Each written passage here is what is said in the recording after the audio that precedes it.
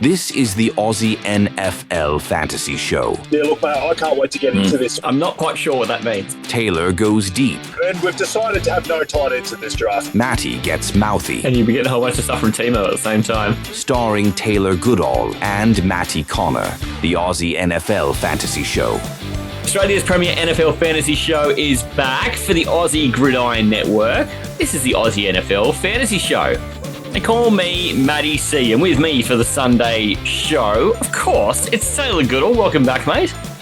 Matty, I guess a lot of people could say that when we talk on here, it's complete arse. Let's just hope when we grade our guest tonight, it's a pass. Let's go. If we started grading our guests, I missed the memo. Hey, mate, we grade everything. Well, that's what we do on this show. So don't our guest tonight gets away with not getting graded. There's some secret rankings going on. Mate, with that in mind, of course, our guest who's returning from the Friday show is Gabe. Mate, did you know that you were going to be secretly ranked? No, I feel like I haven't studied enough. I'm just kind of wondering what I've got to consider while I rank you. Is it a 1 to 100 scale, or are we doing ladder grades? So PPR, is it?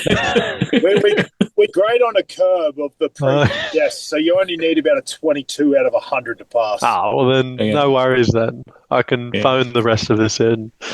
Man, I feel like you got some stiff competition. We've had some guys. I mean, Joycey took to this like a duck to water too. The problem is now we're fighting folks who just seem to just love talking the footy. And you get on here and they're not intimidated by the podcast bit at all. They're not intimidated by sitting across from a celebrity such as Taylor Goodall. And I think early on people were, but no one's fallen for that shit anymore. Anyhow, so we are going to dive pretty well straight into. We've got the NFC North to cover tonight, and we're going to go through from worst to first in that division and talk about each of the fantasy relevant positions. We may even see if we've got somebody who's worth a late round flyer in there for some of these teams too. But before we do, we haven't got to do this a lot in the season so far, as we get to drag in the mailbag.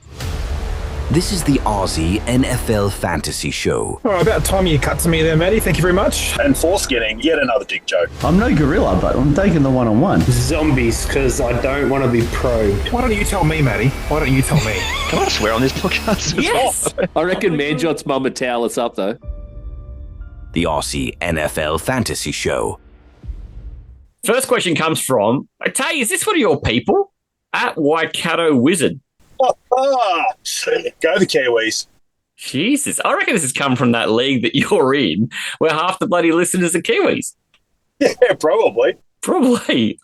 Unbelievable. Okay, so avoid Jordan Addison, or is he now value?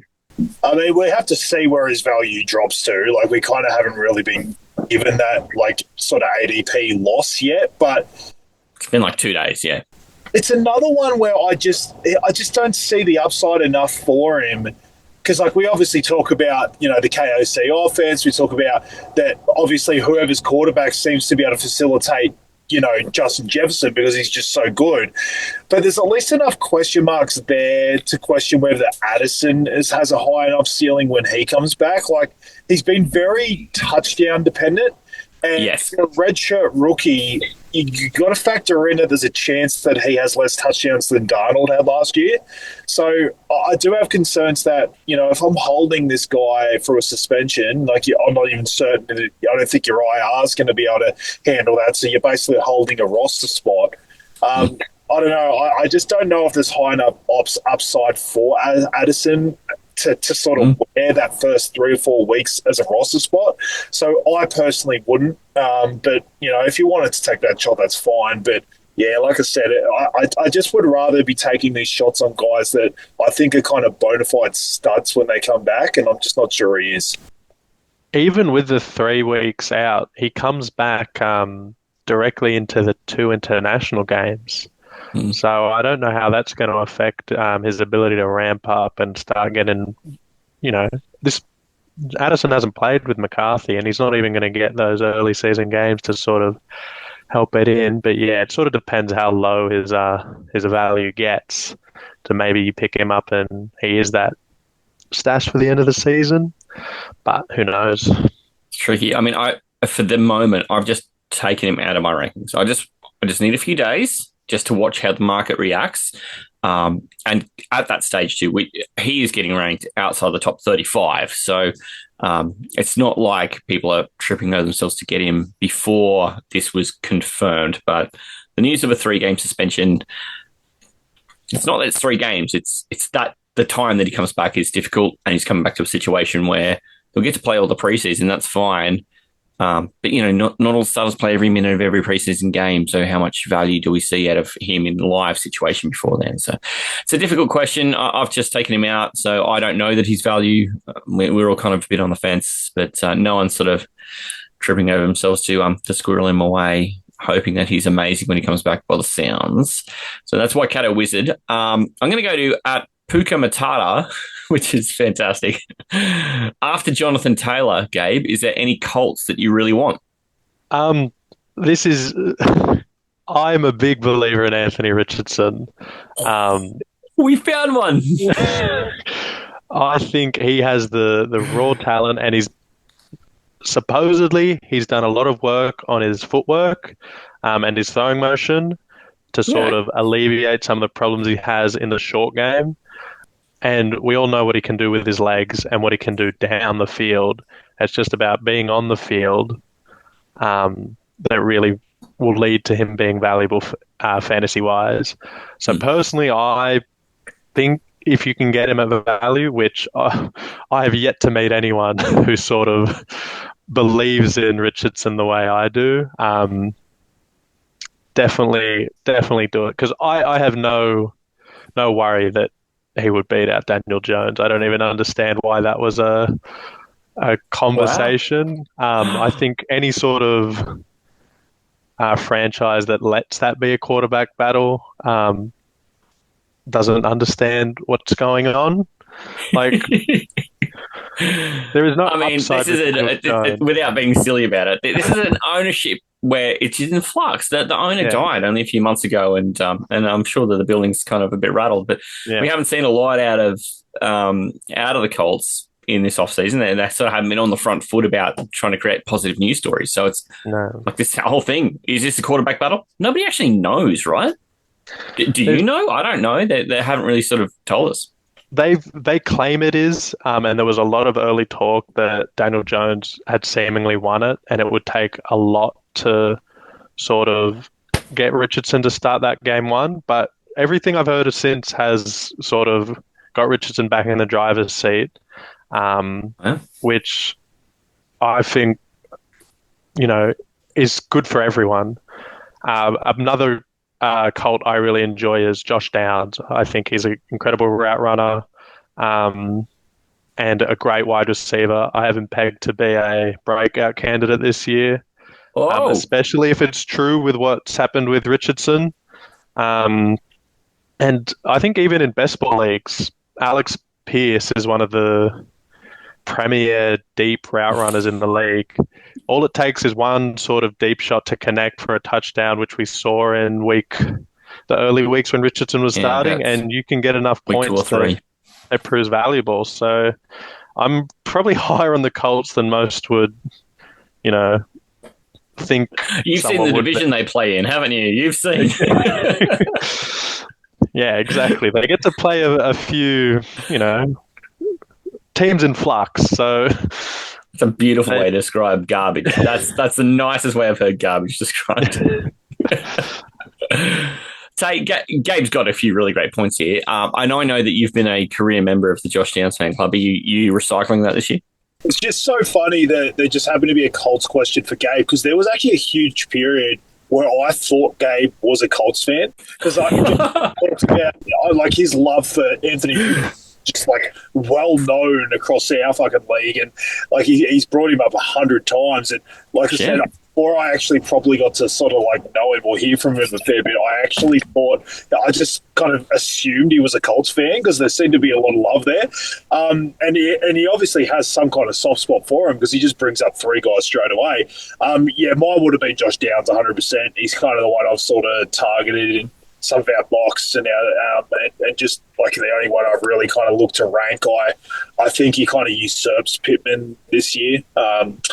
I will also just say it's not so much a flyer, but I am pretty high on Tyler Warren. I think there's an opportunity for him to sort of be the guy, and I've brought up about on the tight end show about how the quarterback play doesn't have to actually be phenomenal for a tight end to sort of break out. You're really just looking for that guy that can kind of usurp the wide receivers and be the number one target. And I think there's an opportunity for him to do that. So I've ranked him at tight end 7, which was far ahead of his ADP. So he's the kind of guy that when I'm taking like a late round flyer and tight end, I think he's got the chance to sort of look. Tight end's tough. Like when I say tight end breakout, like he might get up tight end 6, and it's still not like something that dominated for your fantasy team. But when you're sort of taking a tight end at the end of a draft, that's kind of what you're after. So yeah, I just think Tyler Warren's set up for at least a situation where he could come out and see the highest target share of the team. I mean, easy. Jonnu came tight end 4 last year, mate. So, everything's possible. There you go. I also, I just like the question that, that it's clear that Jonathan Taylor's the one Colt that is unquestionable. People are going to own him. So it's sort of good to get into some of these teams where it's a bit murky and clear that up. Last one comes from Dynasty Deviations, and it says, I'm in a Dynasty league where our commissioner has insisted on a snake draft for the rookies this year. Is this even a thing, Tay? No, it's not. If it's, I could make the case that it's not the worst thing if it's the first year. Like if you're doing a rookie draft and it's literally the first year, because like I know sometimes it can be hard to work out. Like if you're separating, for starters, what you should do with a startup draft is just have the rookies in the startup draft. I wouldn't have it separate. If you're saying that it's separate from the veterans to the rookies. Yeah, sounds like just a rookie draft. That's my only point where I could see it being a snake, because you don't want to essentially give whoever has the number 1 pick, you don't want to give them some even bigger advantage with the rookie than they already have.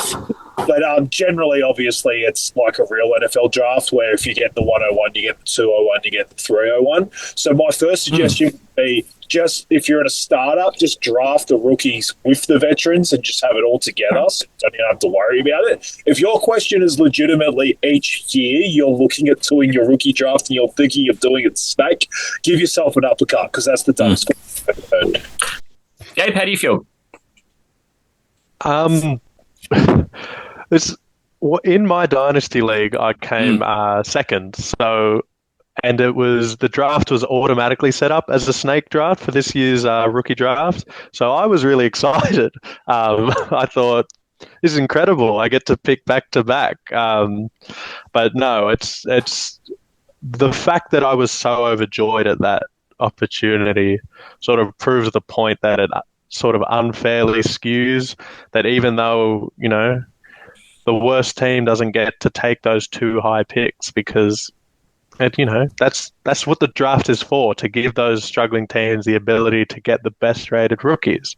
So I agree with Tay that I feel like it's quite odd that a commissioner would be so adamant to sort of push that choice through, and definitely I think as a league you sort of got to curtail what looks like a dictator trying to do something that benefits them.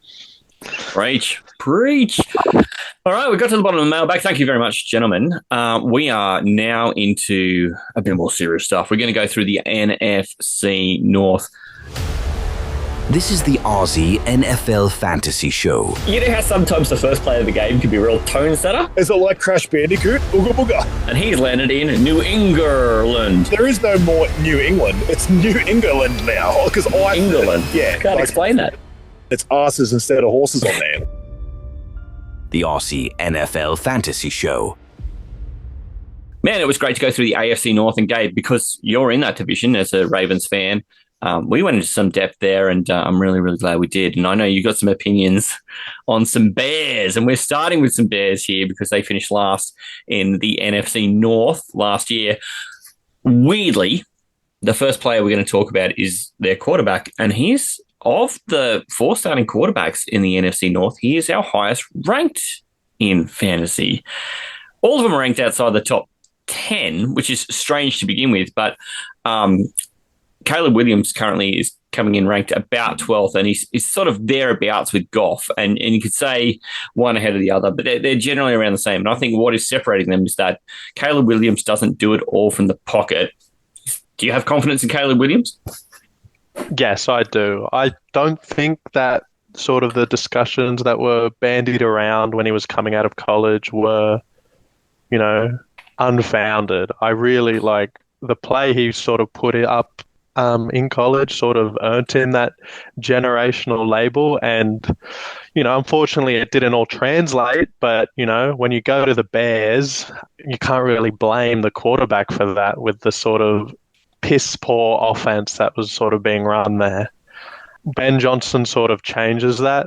We're really going to see if he's the offensive mind he's built to be, but I really think it's going to mesh, and Caleb Williams is going to put up numbers both in the passing game, and we've seen his ability to scramble and sort of make plays with his legs, and I really think that's going to translate to him finishing high up in fantasy.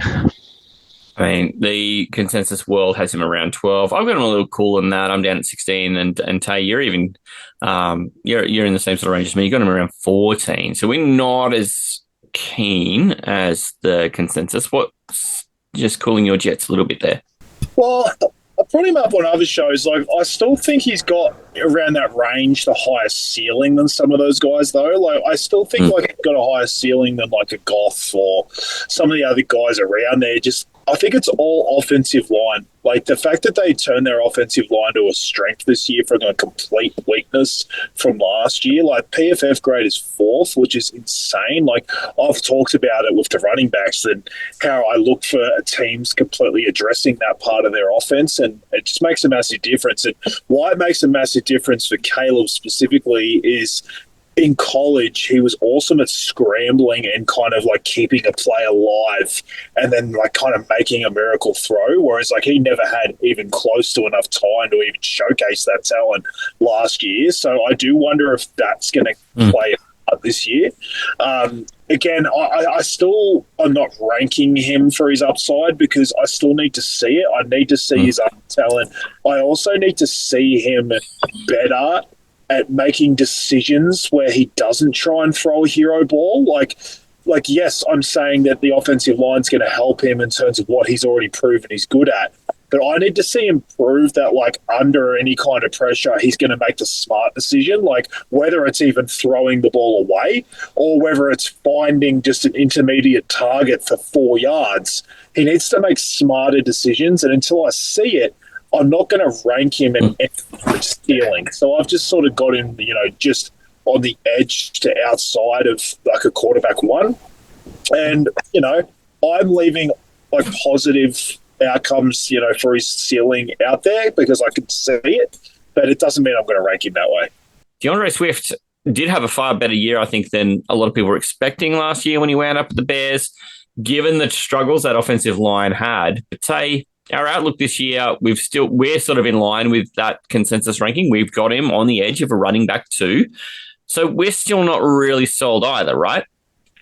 It's hard to be fully sold because, I've brought up there is a couple of situations in the league where I'm just taking the value back, and I'll brought it up with the Broncos, with Dobbins and Harvey. It doesn't mean I don't like Harvey, but I'm just deciding that I like that situation with the offensive line. So I'm just taking the value on the second back, basically the one that's giving me the best draft day value. I'm looking at it the same way here. I'm kind of liking Roschon Johnson at the end of drafts more than I'm liking DeAndre Swift. I'm not saying Roschon Johnson will be a better fantasy player than Swift this year. I just like the value more for the opportunity. And it's more because we've seen Ben Johnson with Swift before, and things just sort of didn't really kind of eventuate like we would have thought we wanted. And I still believe they were looking to try and replace him this year in the draft, and it just kind of didn't work out that way, which always concerns me. So I think he's a fine back. I don't dislike him or think he's terrible or anything. I have my concerns that even behind like the Philly offensive line, he still never seemed to find a way to score touchdowns. He he didn't end up like a super asset there. He was like better than his ADP, but he wasn't amazing. So I'm like looking at his upside in this team, and I'm just not sure we're ever going to see him be like a full workhorse back. So I'm like, you know what? If he's getting a 60% share and Roshan's getting 40, I'd rather take the 7 to 8 rounds of value on Roshan than taking, DeAndre Swift in this 4th or 5th round as my running back too. So that's just the way I'm looking at this backfield now for fantasy. Do you think it's a roster construction question though, Gabe? Would you prefer to have DeAndre Swift at that value if he was your running back 3 instead?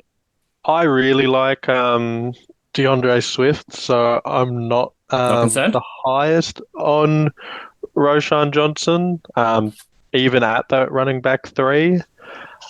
But I get what Tay's saying. Like, I feel like Roshan Johnson is going to take a lot of those goal line carries and really limit Swift's touchdown ability.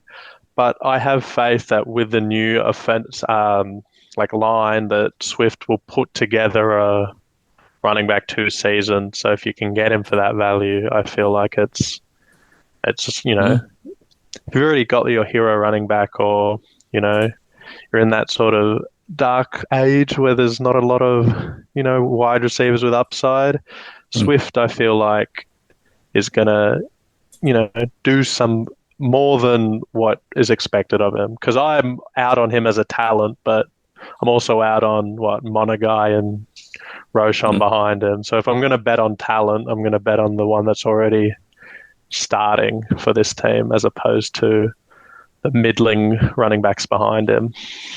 It kind of feels like the volume there might not be a huge mystery, but I don't know that wide receiver there's any mystery there.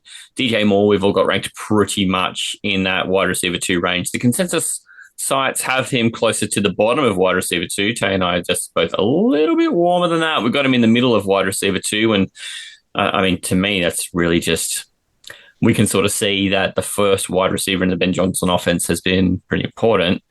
The other names in that offense are Rome Odunze, who actually came on pretty nicely in the back end of the year once they started to get their song sheet together. And then went out and drafted a really nice little rookie Tute. What do you feel like is the best way to approach this Bears receiving core when it comes to drafting? Yeah, this is a little bit different to the running back situation. I am taking the highest ranked guy. Like, I've always been a DJ Moore believer and a fan, and he's kind of been like what Terry McLaurin was for a long time, where he's just put up with absolutely horrendously shit quarterback play. And then he even had a wide receiver top 5 finish with Justin Fields a couple of years ago when he first turned up in Chicago. And then obviously everything kind of just went to shit a bit last year with Caleb and the offensive line. But he still was in that top 20. Like, he still was fine and productive. So I just don't see where the downside is this year. Like, to me, he's getting drafted basically at his floor. Like, basically what happened last year was the complete worst case scenario, and he's still basically returned on the value that you're drafting at him now. So I cannot see anything but upside for DJ Moore. I've even heard about them possibly using him as almost Debo role with basically some opportunities in the running game. Like, imagine if he all of a sudden behind that offensive line started adding that to his repertoire. I'm not saying I don't like Odunze as well. I think where he's going, he's not a bad option as well. But I'm basically just taking the talent in the situation where I say, all right, if this offense gets better, takes a couple of leaps forward this year from what we've seen in the past, I'm just taking the guy that I think has the most talent, and I believe in his role the most, and I know he's going to be on the field the most. So DJ Moore, where he's going, like I said, I think he's being drafted at his floor. I don't like I said, I don't mind Odunze and Burden where they're going because they're not getting overdrafted at all. And I will say, even though there is optimism about the Bears, I don't really feel like any of them are getting too overdrafted. There hasn't been some ridiculous Ben Johnson bump into their ADP. They're actually pretty good ADPs. So I've got no issue, honestly, throwing a shot at the stumps on a lot of these guys. I mean, we just saw Gabe's eyes light up when you mentioned Lord and Saviour Deebo Samuel. Do you feel a little bit optimistic about the ways that DJ Moore might get used here, Gabe? Yeah, I was fully agree with what Taylor was saying. I can see Ben Johnson drawing up some fun plays where we've got more behind the line of scrimmage and rushing, or even some funny, trick screens or anything like that gets more moving out in space and doing what we know he can do. And I do like Odunze, but yeah, I feel like Taylor's hit the nail on the head with the stuff on DJ Moore there. But yeah, I really I'm a big fan of Luther Burden, even in the face of what was coming out of camp with him being chewed out and being lazy and not really committing. But I do think maybe this offense sort of skews to one of those, you can't bet on one talent, so you sort of run the risk of picking the wrong one. And I think in those scenarios, it just benefits you. If you trust all these pass catchers, just take the flyer on the quarterback and just, if he's got so many options to throw to, he's going to have good volume, and you sort of trust him as opposed to trying to pick the right pass catcher. But I feel like, yeah, you're not really going to miss if you take DJ Moore at his value. The tight ends here, mate, to me, it's a sad moment when our old friend from previous series gets extinguished by a hot new piece of ass rookie. But, mate, if you are going to be replaced by a guy who's got a name like Loveland. What a great name for a rookie tight end. Colson Loveland comes in pretty highly touted too. He's been ranked across some sites as high as 10 or 11. He's at 17 on Fantasy Pros. I have him at 16. Taylor a little warmer than that on 14. Where do you land, Gabe? Do you feel there's a bit of room for Loveland to just create a little space in your heart? I think just by virtue of being Ben Johnson's first draft pick in this new franchise, it really tells me that he likes what he sees and has some sort of vision for Loveland. And we saw what he did with a rookie Laporta in Detroit. And I really, I don't feel like I can be more bullish on Loveland. I really see him having a good rookie year, and yeah, definitely better than the 12 ranking that he's at. I feel like I definitely see him finishing up near Hawkinson. I really like Loveland. Yeah, I mean, and Hawkinson is the fellow who's benefited from being in that Detroit system before as well. So it's kind of funny that you say him. And and then when he leaves, Laporta fills that same gap. And now those two are, you're drafting them 4 and 5 essentially across tight end. So to say, Loveland's got that kind of upside, I don't doubt, but it does make me sad to tell you about Cole Kmet. Pour one out for our poor man. I'll just say, I guess it's like pouring water on it a little bit. My concern is that if you're looking at Loveland as this Laporta role, that Detroit offense definitely seems like it's far better, or at least going through the season is a far better bet than this Bears one is. So if you're saying, this is a Laporta situation, then that worries me, because he was so reliant on touchdowns. People sort of forget that. He wasn't just dominating with yards and catches. It was all these touchdowns from this Ben Johnson Lions offense that was just absolutely humming. They were scoring 30 points a game. Whereas the Bears could have an amazing offensive season and still only score 20 points a game. And that would still be middle of the pack and far better what they've dealt with before. But you're looking at almost 2 touchdowns less a game being scored by this Bears offense than the Lions. So I would just hold my horses a little bit if we're thinking that the Laporta role is just this amazing role for Loveland. I think if he's going to be a breakout this year, it needs to be more. It actually needs to be him running all these different routes and actually getting a higher target share than Laporta had. So I'll just think about that if you're going into a draft. Don't just think, Loveland's going to have all these touchdowns like Laporta did, because it's completely different situations. I think it's different when you take somebody who's been quite successful in their role as an offensive coordinator and then go, well, as head coach, they're just going to bring everything in and be super successful. Because do we all remember Adam Gase? I mean, he's like the cautionary tale, and he went to a couple of places where he found it hard to get going, even though he'd had the offense that blew away all offenses, and still has the most passing yards and offensive touchdowns ever of an offense all these years later, and they play an extra game now. So it does say that it's not always automatic. Do we have any late round flyers for this Chicago Bears team? Like I said, my guys would have been just keeping an eye on Burden, and obviously like Roshan Johnson for me, just going at the end of the draft. I really like his value because if I'm taking a shot on some, having touchdowns and doing stuff behind this O-line, like think about like last time DeAndre Swift was Ben Johnson, it was actually Jamal Williams who was getting drafted right at the end of the draft, and all of a sudden he's the one that had all this goal line work and all these touchdowns. So is there a chance that could happen again? I don't know, but I'm going to take a gander at Roshan Johnson if there's any kind of chance he's going to have a high touchdown count, especially where he's going in drafts. So yeah, that'd be the ones I'd mention. Gabe, you got anyone to throw on? None from me. No, good as gold, and no can be the correct answer here. No is the correct answer if you're talking to Bears fans about the Packers. We're going to go to the Packers, who somehow finished third in this division with an 11-6 season, which is a terrific season. My God, I can't remember the last time the Jags won 11 games in a season. We've won 10 a few times, but 11, that is 20 plus years ago, I reckon. The Jordan Love situation here is that he is getting ranked outside the top 15 practically everywhere, and Taya and I, we have been so much more bullish. A pair of us reckon he's going to be a top 10 quarterback when it's all said and done. And you could draft him as if he's going to return that. We don't say go in and draft him where everyone else is drafting if you're going to pick him up 10th off the board. We're just saying, hey, this is kind of where we think this guy should roughly land in terms of points. And Tay, the reason we say this is because there was quite an over-indexation in rushing touchdowns last year. We just think some of that's got to shift to Jordan, don't we? Yeah, I won't speak about this too much because we've sort of brought Love up a lot, and you sort of just hit the nail on the head of like our entire, resume of why we think this might happen. It was just basically Jacobs was just absurd in the red zone, and I think there's reason for positive regression in the touchdown side for Love. Love obviously also had injuries. He basically got injured in the first game in Brazil, and then he I think it was a groin or something he did in like the middle of the year, which sort of hampered him as well.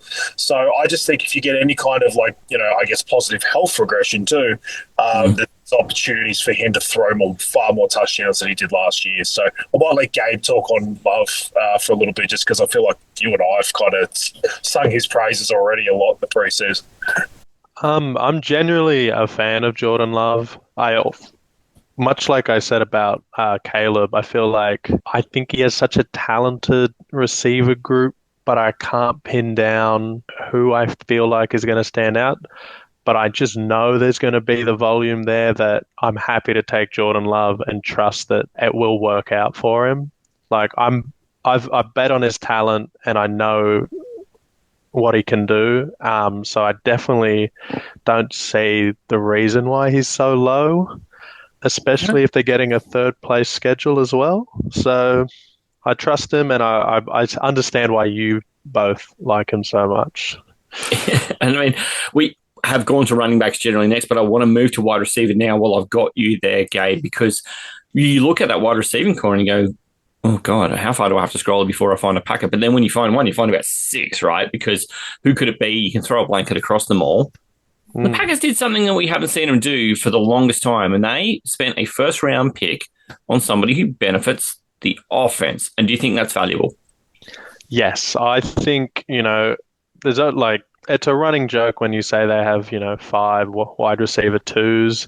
And I really think out of them, Golden can prove to be that sort of alpha guy in that locker room.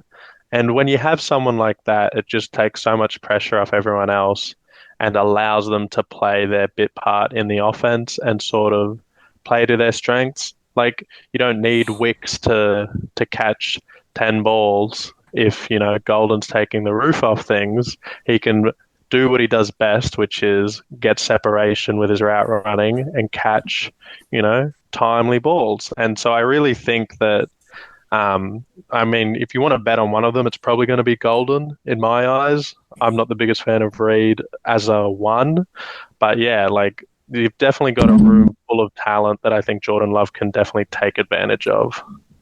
I am also going to change my last name to Golden, by the way, because I think Matthew Golden is a great name, and it's probably better than C. Matty C. Matthew Golden kind of has a ring to it. The next position for the Green Bay Packers was really all just eaten up by one guy last year. There was no 2. there was absolutely no second running back on the Green Bay Packers. It was Josh Jacobs with the side of Josh Jacobs. He finished running back 4, I want to say, last year because he just ate volume and he scored touchdowns. That was all he did. He was like Saquon light. But what will change this year, Tay? We're all a little cooler on him than his finish last year.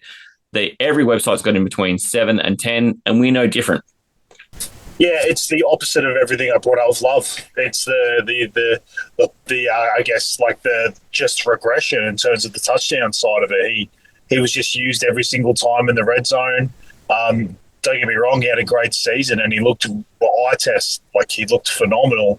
But I just have reason to believe that things are going to go through Love a bit more than they were last year. I'm not ranking Jacobs like he falls off a cliff. He's going to be someone that I don't have a lot of because he's sort of getting like his ADP's more around that like running back 7, whereas I've got him ranked 10. So it sounds like I hate him, but I don't. Like it's like I've still got him, being a running back 1 in a 10-team league. It's just that I don't see him having that same upside as last year because I think the touchdowns could easily go closer to Love or at least back to even. I'm not saying that Jacobs all of a sudden doesn't have any touchdowns at all. Like he's a great running back and they're still going to use him. But I just have reason to believe that there's going to be more touchdowns going to Love this year, which of course just sort of takes Jacobs back towards that running back 10 for me. I was actually quite high on Marshawn Lloyd last year, and obviously he got injured. But even then, we saw Wilson take a few carries last year as well. So I don't think the team is adamant on giving Jacobs all this volume. I feel like there was a concerted effort to sort of split the carries, and it just didn't work out. So with them being healthier, especially for Jacobs, who relies on that volume so much. If he's going to lose touchdowns to other backs and then potentially Jordan Love running even more, I can definitely see him not returning value at that 6-7 spot. I mean, it's tricky too because then when you look down the rest of that depth chart, this is where I think, okay, so there's Jacobs and there's everyone else. There's Marshawn Lloyd didn't get a lot of run last year because he got hurt, and then Emmanuel Wilson did turn up in spots to just take a bit of load off as a bit of a rest guy. It wasn't even change of pace. It wasn't really situational. They've now gone and added Chris Brooks from BYU, and they also brought in the former Jets, third stringer Israel Abakanda.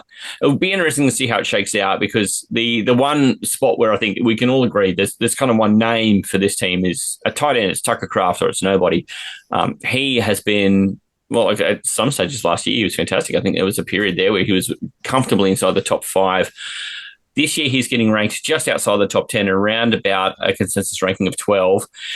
It has been difficult to rank anyone who falls 12 and below, though, because you have to put them in an order so everyone gets one number, and you might value them roughly the same, but all of a sudden, the 6th guy in that tier is now tight end 18, and it makes it sound like you hate the guy. So it's a difficult position for Tucker Kraft to land in because I think there's probably more sentiment out there for how he's going to perform than his ADP. I'm going to keep it with you, though, Gabe. What do you think his outlook's going to be like? I really like him just as a football player. I think he's so fun to watch in the open field. So much of his yards comes after the catch. It's just it's a lot of reminds me of not the same way he gets to it, but Kelsey, where he'll catch the ball and for some reason he's in all this empty space and he just gets to run with the ball. And you're pulling your hair out because you're like, why is this player just not being marked or anything? But yeah, I really like Tucker Kraft. Maybe not, at that that height. Maybe more as just a football player and less as a fantasy asset. Yep. But he definitely has the talent to perform and put up numbers. But again, with so many mouths to feed on that offense, you might see games where he doesn't get any play, and then the next one he's got 10 catches. So you're really flipping a coin with him, I think. like Gabe said, he's a bit of an eye test winner for me. Like, it's more about how he looks on the field more than his actual utilization. I think he actually led the whole tight end position for tackle breaks last year. I think it was 15 tackles he actually sort of broke in and that goes back to Gabe's sort of point that he looks good and he seems to be able to get yards after catch and he doesn't just go down like a sack of shit like some other they get touched. So I do like him. I'm also wondering, is Luke Musgrave just dead now? I was facing a lot of injuries last year, and that's my only little concern for Eddie. It's not so much that I don't think Kraft can return his value. I think he definitely can, but I feel like in that sort of space you're looking for upside, and my only concern is what if Musgrave all of a sudden takes 30% of the snaps off him or something, and all of a sudden they are in more of a tight end committee. So yeah, it just sort of stabs a little bit of my upside. But when I'm going late at tight end, he still is definitely someone I'm looking at, because obviously I believe Love's going to throw more touchdowns this year. So that if Kraft's on for 70% of the snaps, then there's obviously always a chance that he's going to have a bit of an outlier like Robert Tunyon year. So, oh God, the Tunyon year. We love that year. That was absolutely absurd. So where's that guy now? I don't mind Kraft, honestly. Yeah. Is there anyone else on this roster we consider to be a late round flyer before we wrap up the Packers? Crickets for that one. We're going to move across to the Minnesota Vikings. I think of Ian every time Minnesota Vikings come up. He's got that lovely white beard. He just looks like a Vikings fan, and he has been pretty excited about what the prospects are going to be like for this team this year, as long as you don't talk about it. JJ McCarthy is their young quarterback. He didn't start a game last year, and he is backed up by Sam Howell, who has kind of been around the league. But last time we saw him really sort of start any significant games, he kind of showed he can chuck it around. So for me, Kevin O'Connell having these two young guys in that quarterback room is a lot of fun. JJ McCarthy is the one we expect to see the field. We expect to be driving this offense.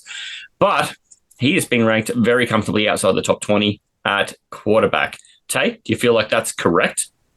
I understand it, but he's definitely going to be a target of mine in two quarterback leagues for sure. You saw what Sam Darnold did in the Cock offense. Yeah, I've got confidence that McCarthy, even if he doesn't come out and look like this amazing prospect straight away, I just think that the infrastructure around him can breed fantasy success without him having to be amazing in real life NFL. So I just feel like it's he either is average and fine for fantasy, or he has the upside that if he actually comes out and looks like the guy they drafted with the high capital, the sky's the limit. So I just don't think they're the same ceiling as for other guys that are going around the quarterback 20 range and there is for McCarthy. So he's definitely my most popular target around that range. Yeah, you're going to rank a little higher. Everyone else kind of has him in 19 to 22-ish, and you're about 16, which kind of shows the intent. He's the kind of guy, Tay, and I think you're like this, is if I kind of miss the run in Astro League, he's the kind of guy who'd be like, stuff it. Just see what happens. So. I'll just say, too, they beefed up their offensive line, too. They've got a PFF ranked right on the edge of the top 5 for offensive line this year, so that's a massive plus, too. He's not going to be just, taking hits and getting pressured constantly. So that obviously helps the KOC offense in general, the fact that he can just stand in the pocket and deliver when he needs to. I certainly agree with Tay there. I really have faith that JJ McCarthy, at least as a talent, is better than Darnold, and I feel like O'Connell can certainly get a similar output out of him, especially with the beefed up offensive line and the receiving weapons he's got available. I know it's not the be-all and end-all, but Vegas actually has him, if you look at the lines, he's got the 9th or 10th highest touchdown season lines. They think he's going to throw around 25, which would, is pretty 1.5 a game. It's pretty good. Well, they believe in him around the same as Jaden Daniels and Bo Nix. So he's up there with those sort of starting quarterbacks as a QB1. And in college, he showed the ability to run efficiently.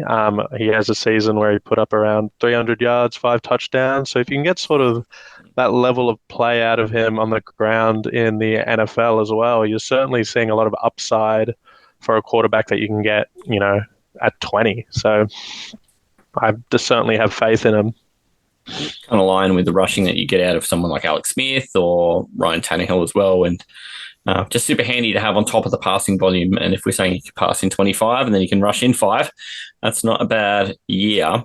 While we're talking rushing too, we like the look of where Aaron Jones is going, because for me, knowing that he's got a really strong offensive line, knowing that he doesn't have a heap of competition immediately out of the gate, for Aaron Jones to be ranked at 25 across the consensus sites, between 23 and 29 anyway, to me that seems a bit mad. And I've got him at 17, which means to me I'm going to own a lot of Aaron Jones, and I'm going to be comfortable running him out there as my running back too. Tay, you're right on that line too. You've got him at 20. You definitely don't mind a slice of Aaron Jones. What is it about that situation that gets you a little hotter than consensus? Yeah, it's a lot of what we've sort of already talked about, even with McCarthy. It's the offense. It's the fact that they're going to be leading in games. It's going to be a very good offensive line. It's like, I actually don't mind that Mason's there, because actually when we've seen the best out of Aaron Jones, especially at the age he's at now, I actually think someone taking the pressure off him actually helps. Some of his best years at Green Bay, even when he was younger, was with him actually only having like 55, 60% of the snaps, because he actually was able to get the most out of them. I think that happens again here. I actually like Jordan Mason at his ADP too. I actually think both of these guys are actually getting underrated, because I think it's going to be one of those situations like I brought up with Denver, where I think the pie for the running backs is going to be far higher than what people believe. So I think they both can eat, and I just think their ADP is too low. So I'm fine almost saying both of them. It's kind of a little bit different from the Bears, where I was just basically saying I'd rather just take the slice on Roschon because he's so late. I actually don't mind both of these guys, because they're just going way further down than I think the Vikings running backs should go. So, like I said, I just think the infrastructure around these guys, they're just set up for success. So, yeah, I like Aaron, and I like Jordan Mason. Yeah, Mason's ranked as a very late running back 4, which to me also, what I like about him is, to me, he would be one of those guys who, even though we're not ranking Aaron Jones super high, to me, Jordan Mason would eat 90% of whatever volume that Aaron Jones gets now, in the event that Aaron Jones doesn't play a game. So if he's getting 25 touches, I think Jordan Mason goes ahead and gets 22 touches. It's just one of those ones where I think you can say he's a handcuff, and depending on how valuable you think Aaron Jones is, tells you how valuable Jordan Mason is. But I do think he's one of those guys that is he'll just step right into an entire role pretty much if the face in front of him isn't there. It's no question who the first guy is in the receiving game for the Minnesota Vikings. It is Jay Jefferson. He is everywhere, not ranked lower than 3. And I think the people who have him at 3 are only because they are believing in CeeDee Lamb. And I don't know that there's anything wrong with having guys in that range, all pretty much just numbered the same, and whoever forced you. Even though we've got this rookie quarterback who we've never seen play an NFL game, that is a lot of faith to put in Justin Jefferson. Do you think it's warranted, Gabe? I think Jefferson has sort of proved to be quarterback proof. Like, we saw him putting up numbers with Nick Mullins. So unless you really don't think JJ McCarthy is a starting level quarterback in this league, I really believe that, Jefferson should be fine and be able to put up the numbers we expect from him, especially if Addison's going to be out, you've got even less competition for targets, and JJ can really employ the fuck it, Jefferson's down there somewhere, and throw up those balls. So, I don't have any qualms with Jefferson being, one of your top 3 receivers.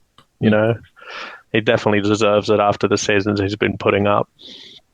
When the rest of the receiving core is Jalen Naylor, Ty Felton, Rondale Moore, who's recently come in, and then Tim Jones, it's not exactly like there's a cavalcade of amazing names following it up, Tay. You've still got a lot of faith in Justin Jefferson?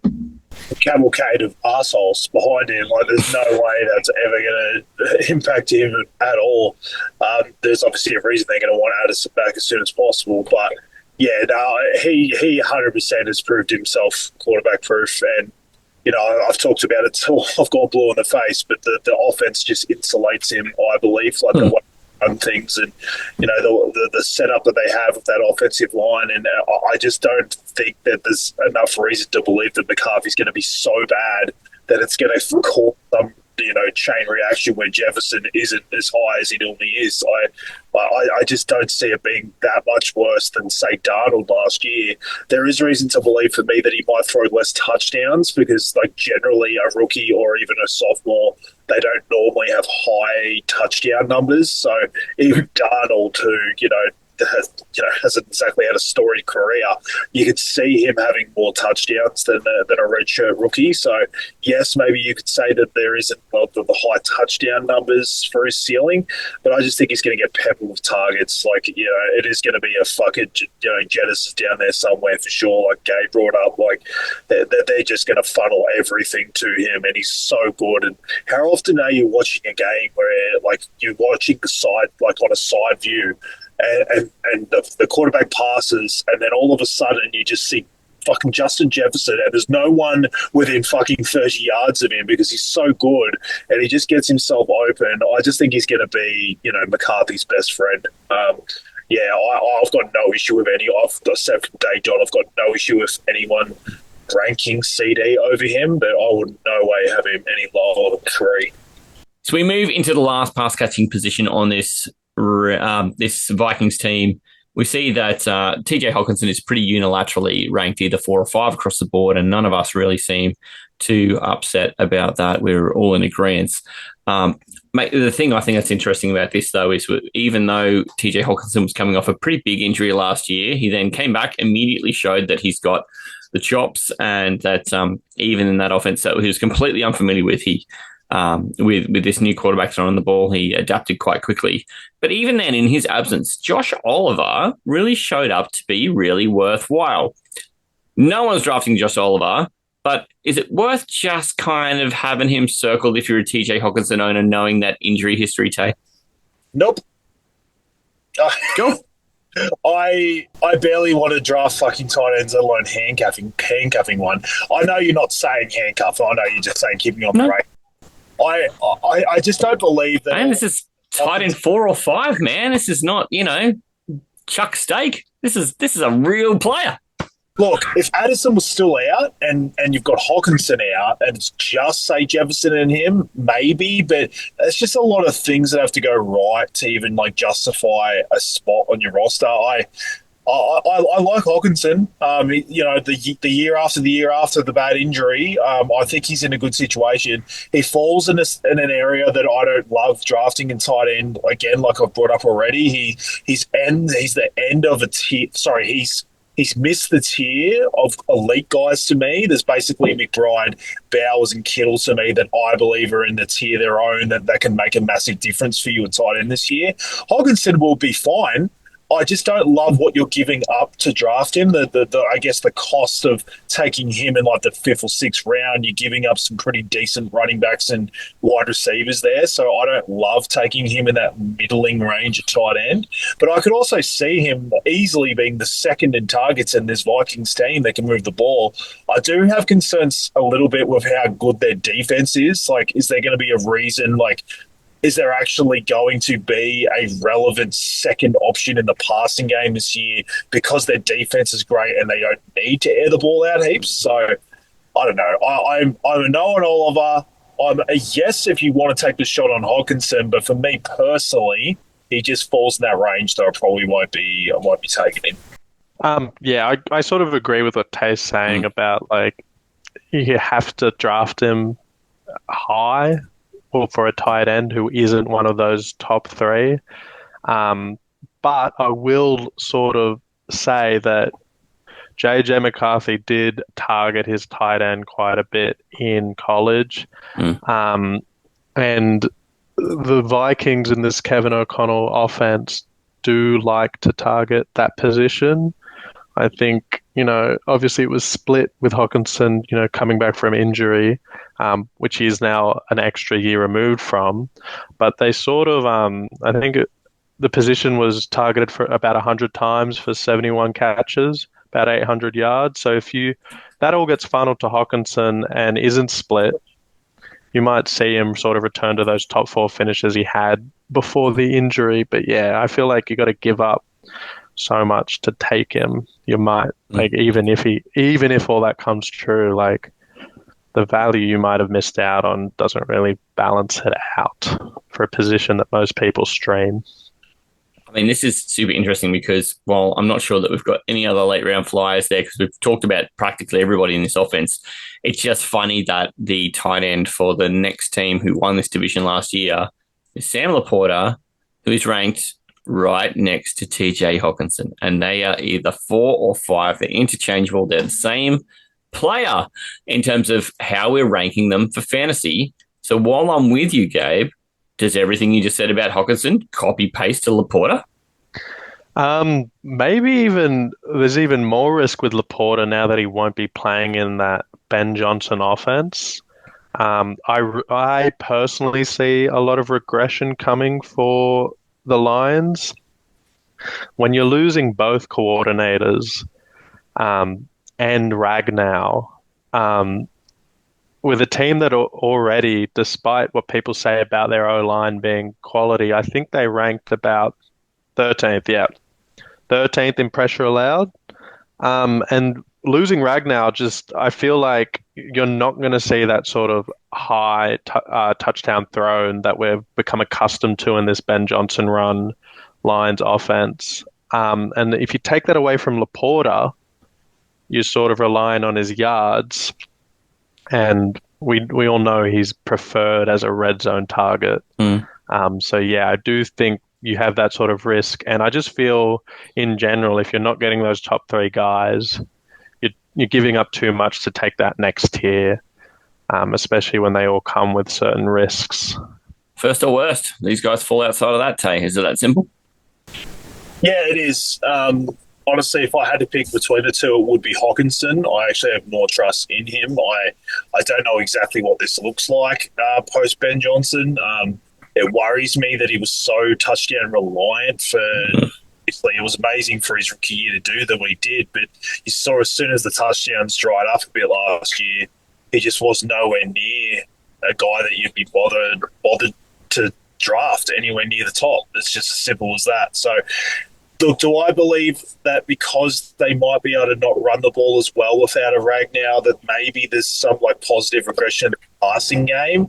Maybe, but I'm not sold that even gets funneled to Laporta either. And if there's less efficiency in the red zone, then there's probably less reason to believe that he's going to be a high touchdown threat anyway. So, yeah, look, sometimes when you're running the ball, you might be pissed off as a fantasy owner or one of the receivers, but it's funny how often the receivers eventually get open because the running game's working. So it kind of goes both ways in a way. So, yeah, he's another one that there's no way I would draft him where he's going.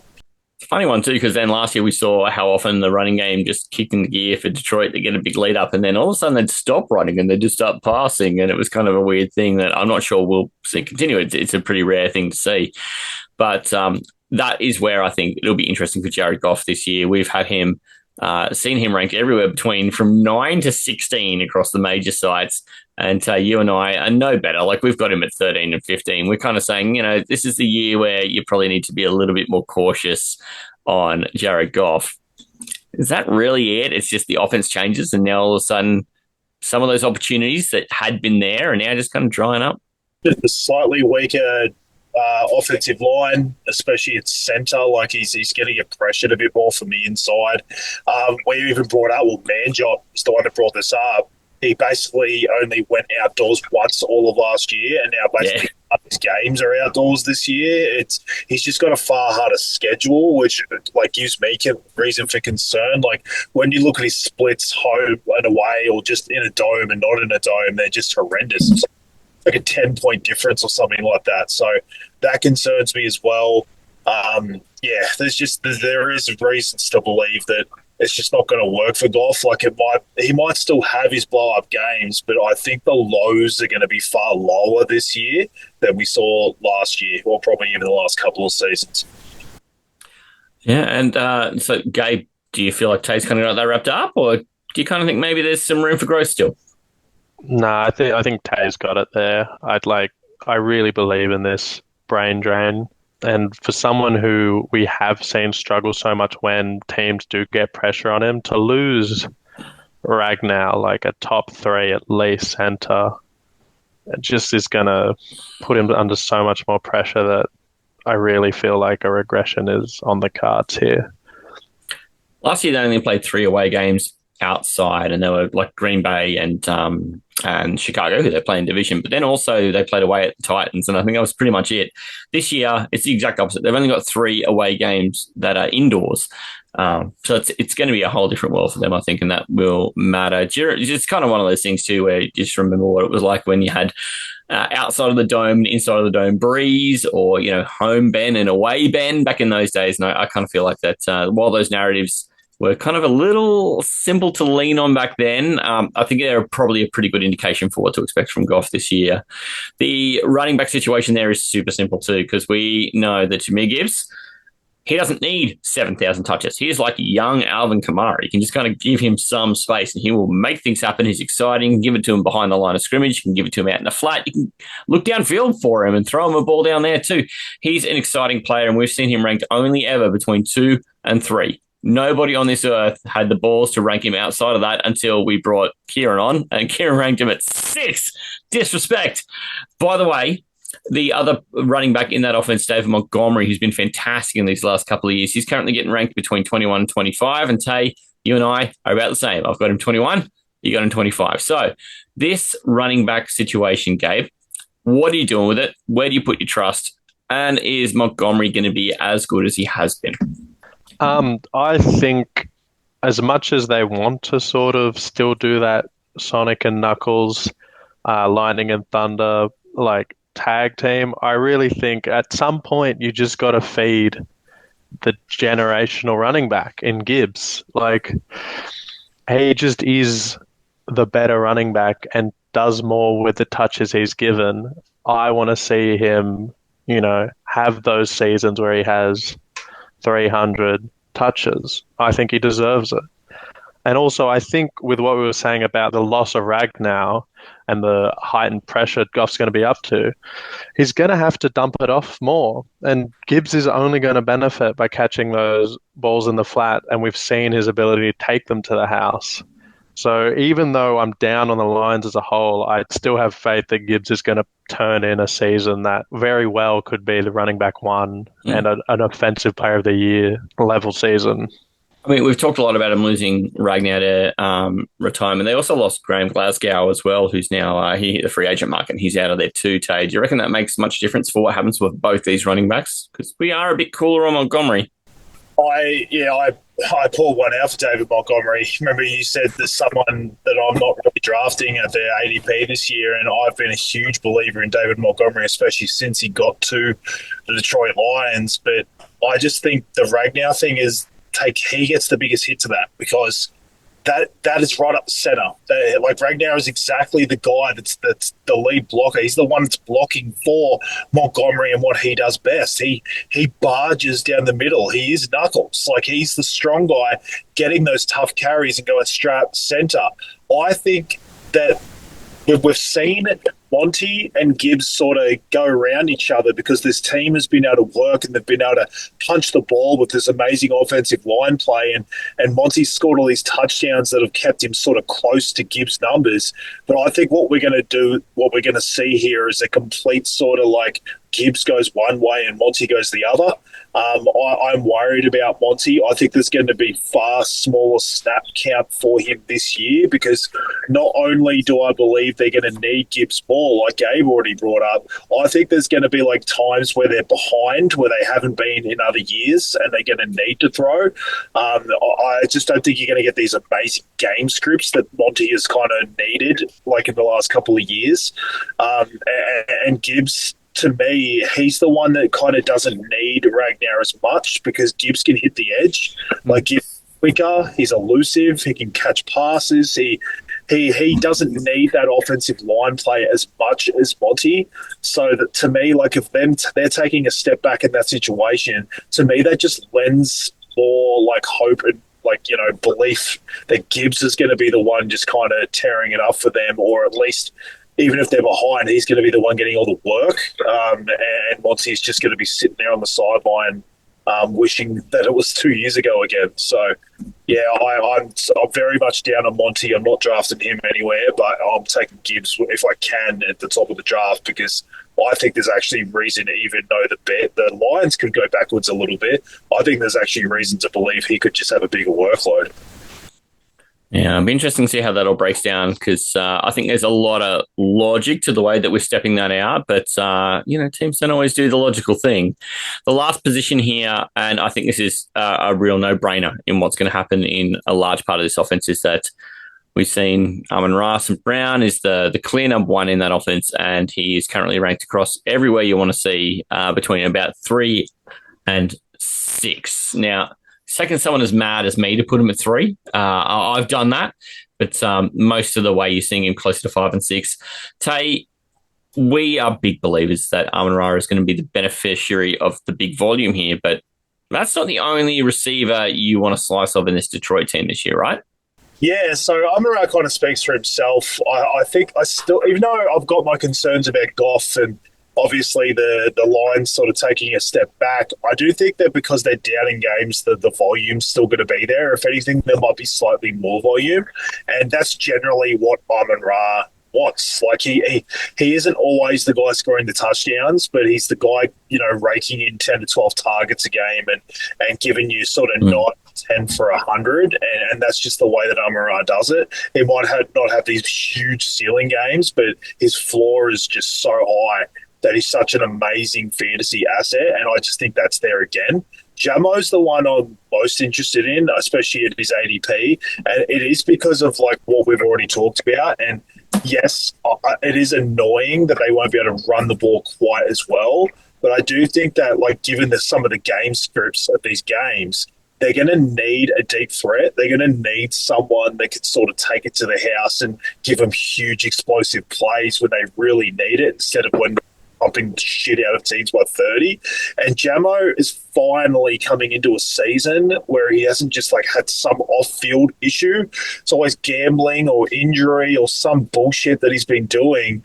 He seems really like he's locked in this year, and I've always believed in his talent. This is probably more me projecting what I saw before he actually came into the league.